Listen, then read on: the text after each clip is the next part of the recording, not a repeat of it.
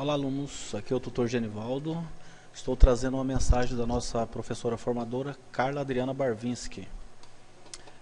A época da sub do exame final de Técnicas de Programação 2 está chegando. E, naturalmente, aqueles que não foram aprovados e estão em condições técnicas para fazer as provas, desejarão fazê-las.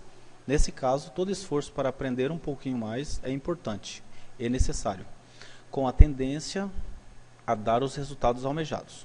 Para contribuir com o seu aprendizado, estamos disponibilizando o vídeo de revisão da prova presencial. Pedimos a vocês que assista cuidadosamente, estude com atenção o gabarito disponibilizado, registre suas dificuldades, pesquise no material das unidades ou no material impresso. A solução para suas dúvidas, afinal, estudar é isso. Organize estudo em grupo, ainda dá tempo. Se necessário, procurem seu tutor no espaço de interação para agendar um chat ou uma webconferência. Preparando-se, com certeza você terá uma boa prova. Isto é o que deseja a nossa professora formadora, Carla Adriana Barvinski. Olá, alunos da EAD UFGD. Meu nome é Genivaldo Pinheiro de Andrade, eu sou tutor à distância. Estarei aqui fazendo esse vídeo como um material de revisão da disciplina Técnicas de Programação 2, para os acadêmicos que necessitem fazer a prova substitutiva e o exame. Eu estou aqui com o gabarito da prova presencial e nós faremos a nossa revisão baseado neste gabarito. Vamos lá. Na primeira questão da prova, foi pedido um algoritmo, que escrevesse um algoritmo que leia dois vetores de 10 posições e faça a multiplicação dos elementos de mesmo índice, colocando o resultado em um terceiro vetor. Ora, se os dois primeiros vetores têm 10 posições, naturalmente o terceiro vetor também vai precisar ter 10 posições. Mas vamos aqui ao código. Aqui nós temos a biblioteca, né? Faz parte do C, isso é normal. Aqui nós temos a estrutura main, onde nós começamos o nosso código. Olha, estamos declarando aqui o primeiro vetor. Os vetores são do tipo inteiro, ó, como vocês podem ver, tem a vírgula aqui separando. E a professora Carla tomou a liberdade de dar um enter aqui para ficar um pouco melhor o entendimento do código. O vetor número 1, quer dizer, com 10 posições. O vetor número 2, com 10 posições. E o resultado que vai receber a multiplicação dos dois vetores também tem 10 posições. Logo abaixo foi declarado uma variável i, que vai ser o nosso contador do for. E aqui nós temos uma mensagem que está sendo passada para o nosso usuário. O printf fazer multiplicação de 3 pares de números. Aí abrimos o for. For, a variável i está recebendo 0 e ela vai de 0 até menor que 10, quer dizer, ela vai até 9. Por quê? Porque vocês sabem que o índice de vetores e matrizes começa a partir do 0. Então, se nós contarmos o 0 até 9, nós temos 10 posições.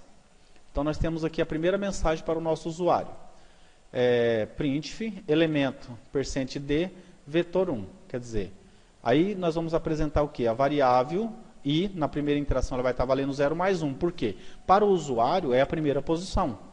Não importa se está sendo gravado na posição 0, mas a mensagem que nós damos para o usuário é que está sendo gravada a primeira informação. E aqui nós estamos fazendo a leitura, o scanf fica aguardando que o nosso usuário digite o valor e dê enter, né? Então, %d. Por que %d? Porque nós estamos mexendo com um vetor do tipo inteiro. Então, nós precisamos ter o %d. O mesmo caso do %d aqui no printf, como vocês podem ver. Aqui já estamos dando aqui, ó, a mensagem para o segundo vetor. O usuário entra com o valor do segundo vetor. Ele é recebido pelo scanf. E logo abaixo nós estamos fazendo o que, gente? Ó, o vetor resultado na posição i, que é a posição 0 na primeira interação do nosso for, aqui, ó, o nosso laço de repetição, está recebendo o quê? O vetor num na posição i, que é a mesma posição, na posição 0, vezes o vetor num 2 na posição 0 também. Quer dizer, aqui está sendo feito o cálculo e está sendo atribuído ao vetor resultado.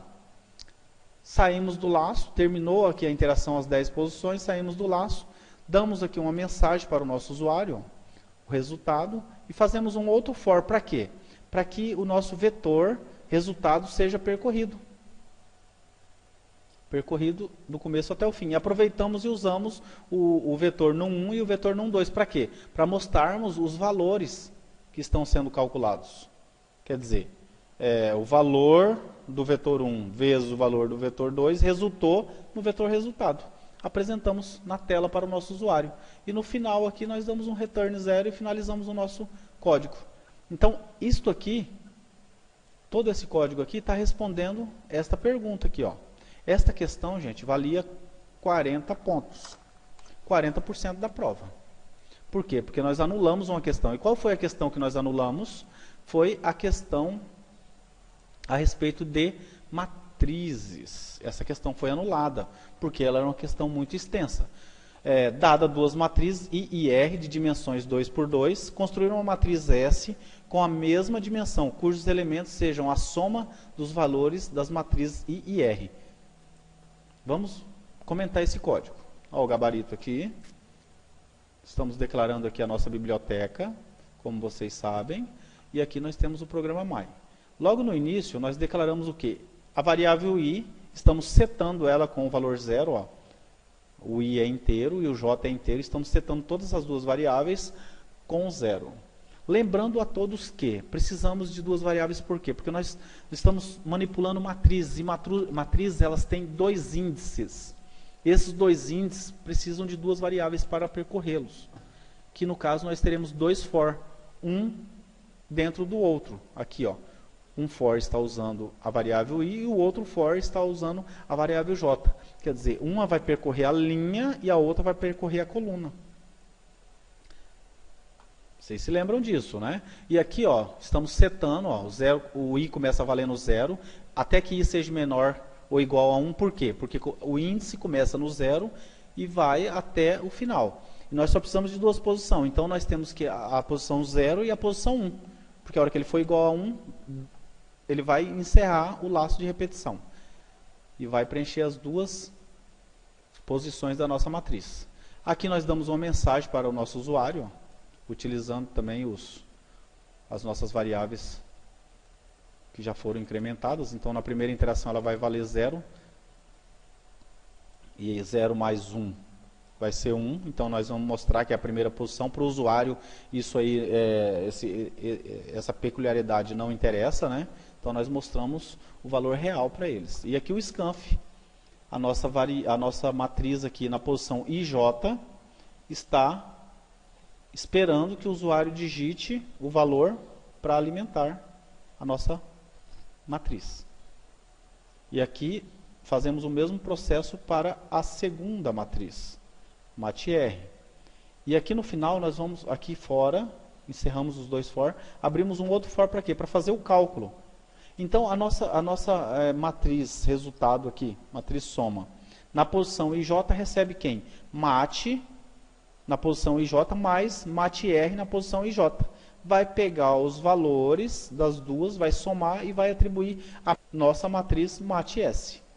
E aqui, encerramos os nossos dois for, estaremos aqui apresentando o resultado para o nosso usuário. Temos dois for aninhados, né? Ó.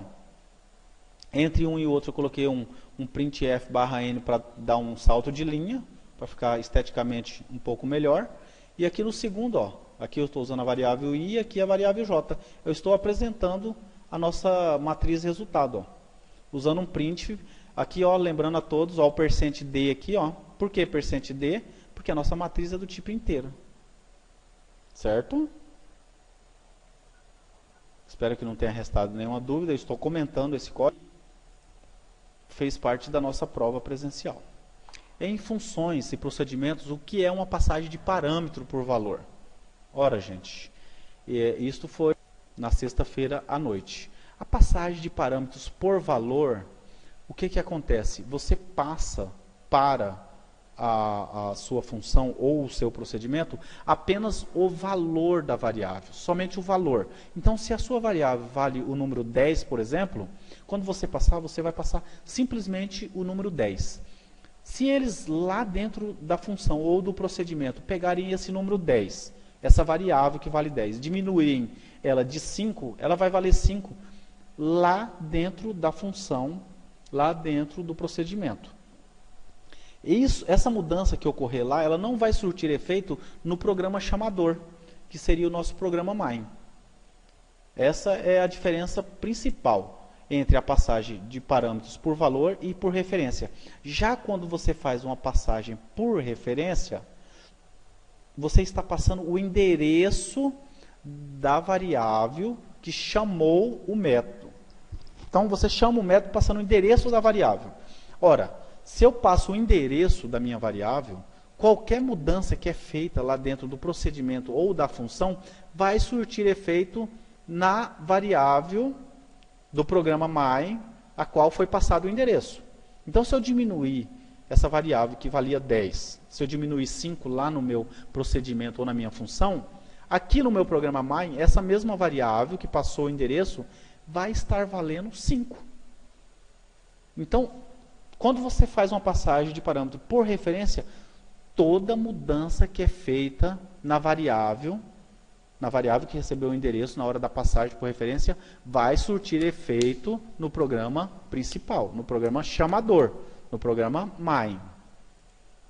Então, inclusive aqui na resposta, se vocês olharem bem aqui, vocês já vão ver. E eu estou fazendo aqui Aí nós temos aqui 5 funções. Elabore uma função que calcule a área de um retângulo. O que nós pedimos para vocês aqui? Simplesmente o corpo da função, nada mais. Então vamos pensar aqui numa função. Qual que é a forma para se calcular a área de um retângulo? Você tem que ter o valor da base e o valor da altura. Ora, então nós vamos criar uma função aqui, ó. Então o nome da função, ela é do tipo float. Por que ela tem um tipo? Porque ela é uma função. E toda função é obrigada a ter um tipo. E no caso, essa aqui é do tipo float. Porque ela vai retornar no final algum valor. Toda função, a diferença entre função e procedimento é esta. A função sempre te retorna algum valor, algum dado. Então ela é obrigada a ter um tipo. Por quê? E esse tipo tem que ser compatível com o dado que ela vai retornar. Já no procedimento não, ele é do tipo void. Se fosse um procedimento, ele seria void. Por quê? Porque um procedimento não retorna nada para o programa chamador. Mas vamos voltar aqui à nossa função. Olha só, 2 parâmetros aqui. Um é do tipo float e o outro também é do tipo float. Essas 2 variáveis. Uma é chamada de B, por quê? Porque seria o valor da base. E o outro é de H, porque seria o valor da altura. Foi declarada aqui uma variável do A, do tipo float, que vai receber o quê? Vai receber o cálculo da base vezes a altura. Então, nós fazemos o cálculo e atribuímos a variável A. E o return aqui, ó, está retornando quem? A variável A, que é onde está acumulado o cálculo. E ela é de que tipo? Ela é do tipo float. Qual que é o tipo da nossa função? Tipo float também. Então, são tipos compatíveis. Isso aqui vai funcionar perfeitamente. Ora, se a minha função fosse do tipo int, por exemplo, eu poderia retornar um float? Não. O nosso compilador iria acusar algum tipo de erro. Então, no caso deste ponto aqui, ó, dessa questão, este seria o código de resposta. Vocês só precisariam implementar este pequeno código para nós. Agora vamos aqui à próxima questão. Essa próxima questão, ela fala a respeito de ponteiros, né, como vocês podem ver. Ó. Nós temos aqui um programa, ó, vamos observar o que ele está fazendo. Eu vou comentar aqui juntamente com vocês. Ó, as 2 bibliotecas estão sendo declaradas ao programa main. Tá. Nós temos aqui a variável valor sendo declarada e está sendo atribuído o valor 98 para ela. E ela é do tipo inteiro. E aqui eu estou declarando um ponteiro, olha só, asterisco de inteiro. Ó, ponteiro chamado P1 do tipo inteiro. E aqui a minha variável valor está recebendo o valor 10. Então, quer dizer, ela não vale mais 98, ela vale 10. E aqui o meu ponteiro, que eu declarei aqui, ó, que é P1, recebe quem? O endereço de valor. Então, a partir de agora, P1 tem um endereço de valor. Se eu usar esse argumento aqui, e se eu mandasse escrever essa variável com esse argumento do jeito que está aqui, com o asterisco, iria aparecer qual valor? Iria aparecer o valor 10. Como eu estou usando esse argumento? Estou atribuindo, porque eu estou acessando diretamente o valor da variável que passou o endereço para o meu ponteiro. Eu estou atribuindo o valor 20. Ora, se eu estou atribuindo 20 para ele, eu estou substituindo esse valor 10. Então, a partir de agora, a minha variável valor vale o valor 20. Então, quando eu mandar imprimir ela aqui, eu estou mandando imprimir quem aqui? Olha só o que o meu código está fazendo. Na verdade, a minha variável está valendo 20, mas eu estou mandando imprimir o conteúdo aqui, só que eu não estou utilizando o asterisco, que é quem garante que vá imprimir o valor. Então, eu estou imprimindo quem aqui? Eu estou imprimindo, na verdade, o endereço para onde o meu ponteiro aponta, que é o endereço de valor. Logo aqui abaixo, analise o código do programa 1 acima e marque a opção correta. Qual é o conteúdo da variável? Valor. Ora, o conteúdo de valor é 20. Né?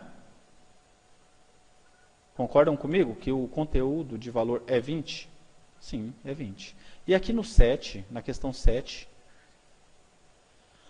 analisa o código do programa 1 e selecione a opção correta, que é a resposta da questão, que o conteúdo será mostrado para o usuário em decorrência das definições contidas no comando printf. Ora, gente, nós falamos sobre isso.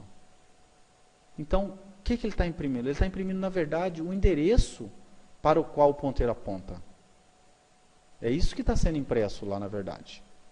Nada mais. Aí, ó. Seria esta opção. Por quê? Porque você não tem esse asterisco antes de P1. Porque se você tivesse isso, ele estaria imprimindo o valor. Seria o valor, o número 20. Mas como não tem, é só P1, ele está imprimindo o quê? O endereço para onde o ponteiro aponta. Aí nós tínhamos outra questão, a questão 8 aqui, ó. Associe. Fprint faz o quê? Ele grava os dados formatados diretamente no arquivo. Fscan faz o quê? Faz a leitura disto. Malloc. Malloc, ele aloca um bloco de bytes consecutivos na memória. Ele reserva isso para que esses endereços de memória sejam utilizados. E file EOF indica o quê? O final de um arquivo. Então, era só fazer a associação. Essa questão aqui foi fácil porque já tinha o material e nós fizemos também o comentário dela durante a nossa aula de revisão. E logo aqui nós tínhamos o quê? A questão 9 pedia para que fosse declarado um struct. E pedia o que nessa struct? Pedia que tivesse os seguintes parâmetros aqui: nome, endereço, CEP, cidade e estado. Olha aqui como seria a resposta certa. Struct endereço. Endereço é o quê? Endereço seria o identificador da nossa struct. Então, struct, o identificador, abre a nossa chaves e aí vamos declarar aqui as variáveis.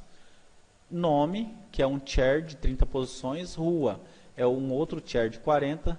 Cidade é um char de 20. Estado é um char de 2. E aqui seria um long int, que seria o CEP. Mas nada impede que vocês me declarem esse CEP aqui de 9 posições ou 8 posições, um char de 9 posições. E logo no final aqui nós estamos criando o quê? Nós estamos criando aqui, ó, a variável. Mas isso aqui não é uma variável normal, é um vetor com 10 posições.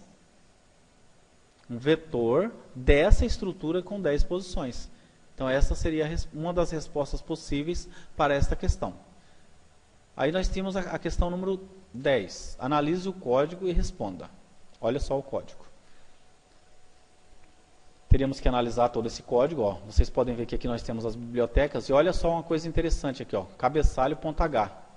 Entre aspas duplas. Isso aqui indica que isso aqui é uma biblioteca pessoal. Da pessoa que fez este programa. Ó. Já vai estar respondendo uma questão lá. Vamos olhando o código. Está sendo criado um struct aqui, ó, typedef struct data. Então, quer dizer, data é uma variável do tipo dessa estrutura aqui. Typedef, outra struct aqui, ó, func é uma variável que contém essa estrutura. E logo aqui abaixo nós temos o programa main. Nós temos aqui a criação de um ponteiro de arquivo. Ponteiro de arquivo aqui, gente, ó. Aí nós temos aqui o f, que é do tipo func, que é o que? O f é do tipo dessa estrutura aqui, ó. Tudo isso aqui está aqui dentro. A variável f.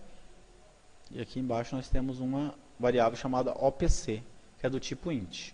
Se está tentando aqui fazer o quê? Criar o arquivo. O printf, não posso abrir o arquivo funcionário.txt. Exit, aí ele sai fora do programa.